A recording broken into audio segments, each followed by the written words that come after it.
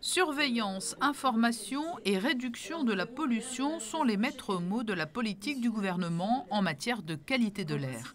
Il s'agit d'une question de santé publique majeure et d'un véritable enjeu actuel et futur. Cela concerne tout le monde et tout particulièrement les plus vulnérables comme les personnes âgées ou les enfants.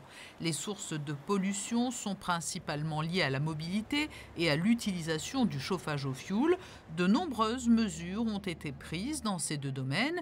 Et désormais, les navires utilisant du fioul lourd comme les bateaux de croisière vont devoir se conformer à de nouvelles règles.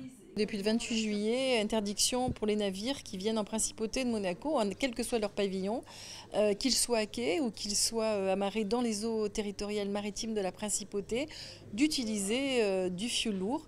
Ou si jamais ils ont donc du fioul lourd, il faut une obligation de capter les fumées, de laver leurs fumées avec ces fameux scrubbers qui sont absolument obligatoires maintenant. Donc ces deux options, et c'est une grosse amélioration pour la qualité de l'air en principauté de Monaco, sachant que la principauté de Monaco est avant-gardiste là-dessus et est une des premières à interdire ce fioul lourd pour les navires de croisière.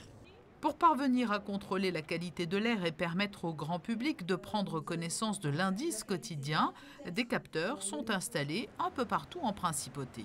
Ce contrôle il est basé sur un réseau national de surveillance, un maillage du territoire, des stations normalisées, auditées pour justement qu'elles correspondent à des données qui peuvent être exploitées et comparables.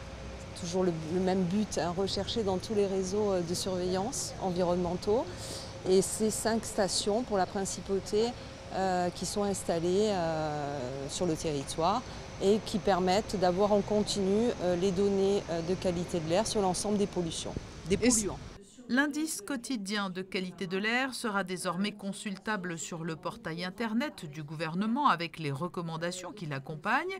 Il est d'autant plus important d'agir que chaque année 500 000 Européens meurent des conséquences de la pollution de l'air.